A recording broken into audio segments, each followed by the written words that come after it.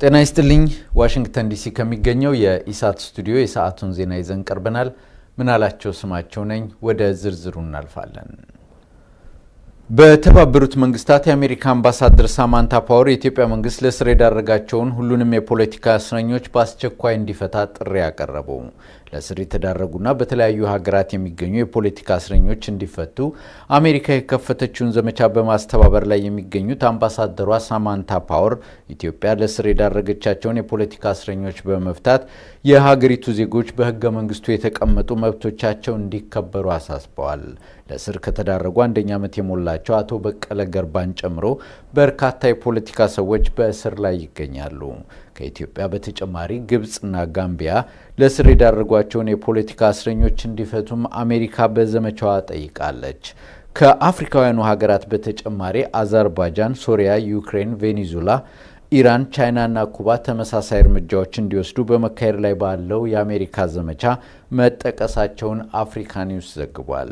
የአሜሪካ ውጭ ጉዳይ ሚኒስቴር የአስቸኳይ ጊዜ አዋጁን ጥሰዋል ተብለው ለእስር የተዳረጉት የዶክተር መረራ ጉዲና ጉዳይ አሳስቦት እንደሚገኝና ድርጊቱንም በቅርበት እየተከታተለ እንደሆነ በቅርቡ መግለጹ ይታወሳል።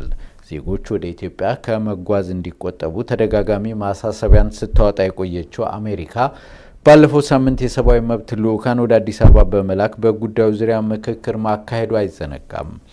በኢትዮጵያ መንግስት በኩል ግን ከአስቸኳይ ጊዜ አዋጁ ጋር በተያያዘ የታሰሩ 10,000 የሚጠጉ ዜጎች አይደገምም በሚል ስልጣናቸውን ጨርሰው ተለቀዋል ከማለት ውጪ ታዋቂ ፖለቲከኞችንና ጋዜጠኞችን እስካሁን ለመልቀቅ ፈቃደኛ አልሆነም። በኢትዮጵያ በህገወጥ መንገድ ከየመን ተይዘው ወደ አዲስ አበባ የተወሰዱት የአቶ አንዳርጋቸው ጽጌ ቤተሰቦች የእንግሊዝ መንግስት እርሳቸውን ለማስለቀቅ ግፊቱን አጠናክሮ እንዲቀጥል በድጋሚ መጠየቃቸውን ዘ ጋርዲያን ጋዜጣ ገለጸ። የአቶ አንዳርጋቸው ቤተሰቦች በተለይም ምናብ የተባለችው ልጃቸው ከአባቴ ጋር ለሶስተኛ ጊዜ የገና በዓልን ባለማክበሬ ከፍተኛ ሀዘን ተሰምቶኛል ማለቷን ጋዜጣው ዘግቧል። አባቴ ሲያዝ 7 ዓመቴ ነበር። አሁን እድሜ 10 ዓመት ሊሆን ነው። እናም ያለ አባት እያደግኩ መሆኑን ሳስብ ሀዘን ይሰማኛል ማለቷን ዘ ጋርዲያን አስነብቧል። አባቷ ከ2 ዓመታት በፊት በህወሓት ኢህአዴግ በሚመራው አገዛዝና በየመን መንግስት የደህንነት ኃይሎች ትብብር ከሰንዓ ታግተው ወደ ኢትዮጵያ የተወሰዱት አቶ አንዳርጋቸው ጽጌ እንዲለቀቁ ግፊት ለማድረግ የእንግሊዝ ፓርላማ በጉዳዩ ላይ ሰሞኑን መወያየቱ ይታወሳል። የፓርላማ አባላቱ አቶ አንዳርጋቸው ጽጌን የኢትዮጵያ መንግስት በአስቸኳይ እንዲለቅ ጥሪ ማቅረቡንና ግፊቱን አጠናክሮ መቀጠሉን ዘገባዎች አመልክተዋል። የአቶ አንዳርጋቸው ባለቤትም ሆነ ልጆቹ ግን የእንግሊዝ መንግስት እርሳቸውን ለማስለቀቅ ጠንካራ እርምጃ አልወሰደም ሲሉ ቅሬታቸውን በተደጋጋሚ ማቅረባቸውን ዘ ጋርዲያን ጋዜጣ ዘግቧል።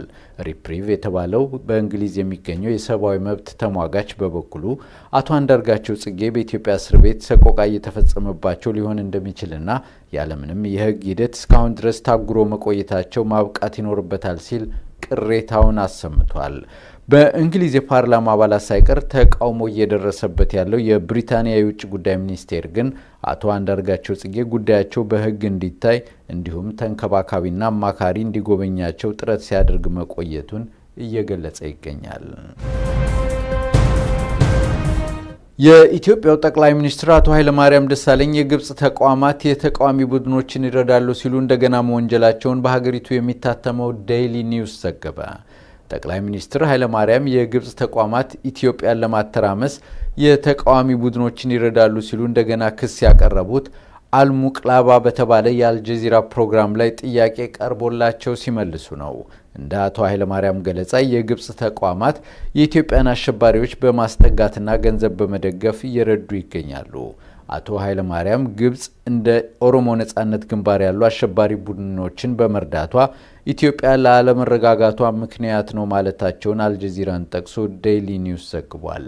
የትኞቹ የግብጽ ተቋማት የኢትዮጵያን ተቃዋሚዎች ይረዳሉ ተብሎ አቶ ኃይለማርያም ቢጠየቁ ግን በስም ስለሚታወቁ መጥቀስ አልፈለግም ማለታቸውን ዴይሊ ኒውስ ዘግቧል።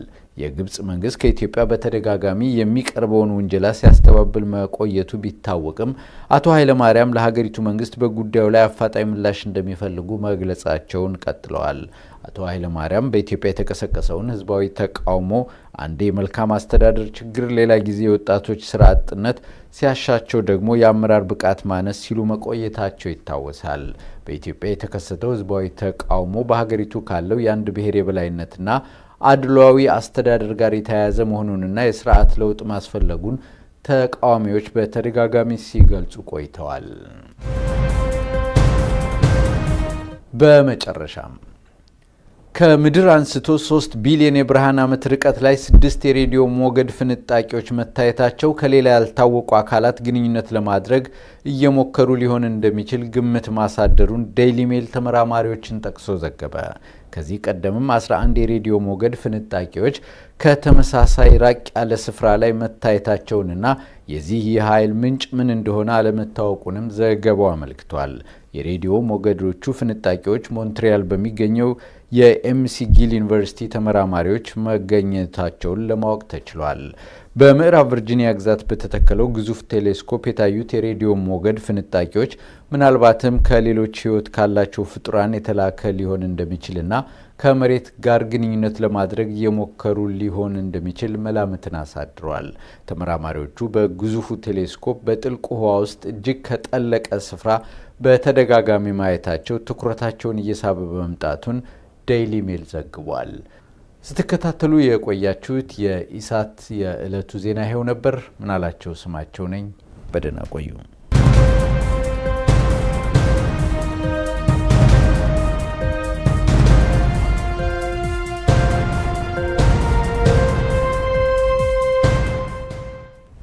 አቶ ኃይለማርያም ግብጽ እንደ ኦሮሞ ነጻነት ግንባር ያሉ አሸባሪ ቡድኖችን በመርዳቷ ኢትዮጵያ ለአለመረጋጋቷ ምክንያት ነው ማለታቸውን አልጀዚራን ጠቅሶ ዴይሊ ኒውስ ዘግቧል። የትኞቹ የግብጽ ተቋማት የኢትዮጵያን ተቃዋሚዎች ይረዳሉ ተብሎ አቶ ኃይለማርያም ቢጠየቁ ግን በስም ስለሚታወቁ መጥቀስ አልፈለግም ማለታቸውን ዴይሊ ኒውስ ዘግቧል። የግብጽ መንግስት ከኢትዮጵያ በተደጋጋሚ የሚቀርበውን ውንጀላ ሲያስተባብል መቆየቱ ቢታወቅም አቶ ኃይለማርያም ለሀገሪቱ መንግስት በጉዳዩ ላይ አፋጣኝ ምላሽ እንደሚፈልጉ መግለጻቸውን ቀጥለዋል። አቶ ኃይለማርያም በኢትዮጵያ የተቀሰቀሰውን ህዝባዊ ተቃውሞ አንዴ የመልካም አስተዳደር ችግር፣ ሌላ ጊዜ የወጣቶች ስራ አጥነት፣ ሲያሻቸው ደግሞ የአመራር ብቃት ማነስ ሲሉ መቆየታቸው ይታወሳል። በኢትዮጵያ የተከሰተው ህዝባዊ ተቃውሞ በሀገሪቱ ካለው የአንድ ብሔር የበላይነትና አድሏዊ አስተዳደር ጋር የተያያዘ መሆኑንና የስርዓት ለውጥ ማስፈለጉን ተቃዋሚዎች በተደጋጋሚ ሲገልጹ ቆይተዋል። በመጨረሻም ከምድር አንስቶ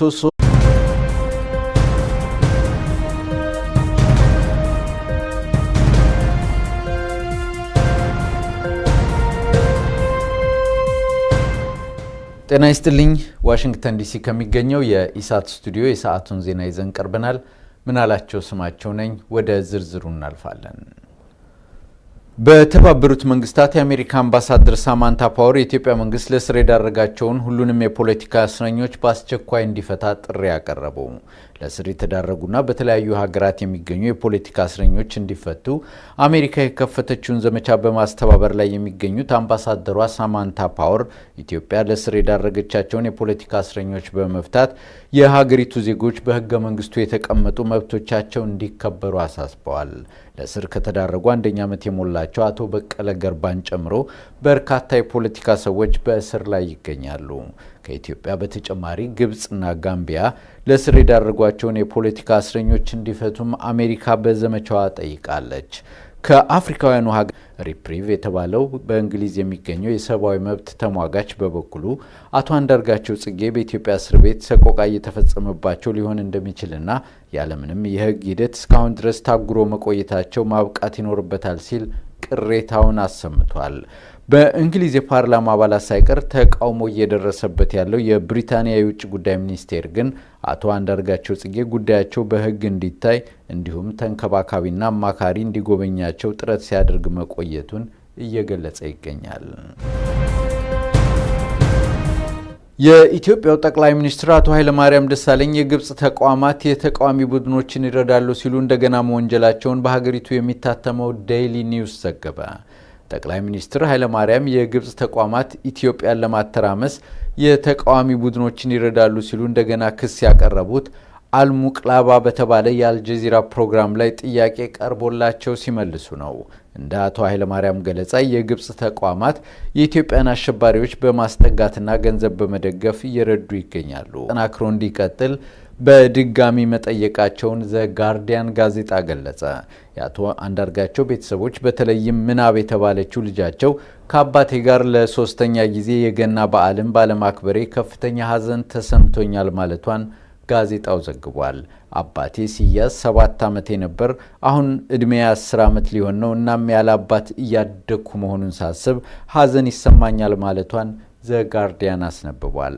አባቷ ከ2 ዓመታት በፊት በህወሓት ኢህአዴግ በሚመራው አገዛዝና በየመን መንግስት የደህንነት ኃይሎች ትብብር ከሰንዓ ታግተው ወደ ኢትዮጵያ የተወሰዱት አቶ አንዳርጋቸው ጽጌ እንዲለቀቁ ግፊት ለማድረግ የእንግሊዝ ፓርላማ በጉዳዩ ላይ ሰሞኑን መወያየቱ ይታወሳል።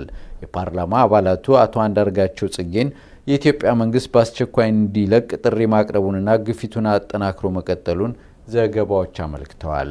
የአቶ አንዳርጋቸው ባለቤትም ሆነ ልጆቹ ግን የእንግሊዝ መንግስት እርሳቸውን ለማስለቀቅ ጠንካራ እርምጃ አልወሰደም ሲሉ ቅሬታቸውን በተደጋጋሚ ማቅረባቸውን ዘ ጋርዲያን ጋዜጣ ዘግቧል። ሀገራት በተጨማሪ አዘርባይጃን፣ ሶሪያ፣ ዩክሬን፣ ቬኔዙዌላ፣ ኢራን፣ ቻይና እና ኩባ ተመሳሳይ እርምጃዎች እንዲወስዱ በመካሄድ ላይ ባለው የአሜሪካ ዘመቻ መጠቀሳቸውን አፍሪካ ኒውስ ዘግቧል። የአሜሪካ ውጭ ጉዳይ ሚኒስቴር የአስቸኳይ ጊዜ አዋጁን ጥሰዋል ተብለው ለእስር የተዳረጉት የዶክተር መረራ ጉዲና ጉዳይ አሳስቦት እንደሚገኝና ድርጊቱንም በቅርበት እየተከታተለ እንደሆነ በቅርቡ መግለጹ ይታወሳል። ዜጎች ወደ ኢትዮጵያ ከመጓዝ እንዲቆጠቡ ተደጋጋሚ ማሳሰቢያን ስታወጣ የቆየችው አሜሪካ ባለፈው ሳምንት የሰብአዊ መብት ልዑካን ወደ አዲስ አበባ በመላክ በጉዳዩ ዙሪያ ምክክር ማካሄዱ አይዘነጋም። በኢትዮጵያ መንግስት በኩል ግን ከአስቸኳይ ጊዜ አዋጁ ጋር በተያያዘ የታሰሩ 10,000 የሚጠጉ ዜጎች አይደገምም በሚል ስልጣናቸውን ጨርሰው ተለቀዋል ከማለት ውጪ ታዋቂ ፖለቲከኞችንና ጋዜጠኞችን እስካሁን ለመልቀቅ ፈቃደኛ አልሆነም። በኢትዮጵያ በህገወጥ መንገድ ከየመን ተይዘው ወደ አዲስ አበባ የተወሰዱት የአቶ አንዳርጋቸው ጽጌ ቤተሰቦች የእንግሊዝ መንግስት እርሳቸውን ለማስለቀቅ ግፊቱን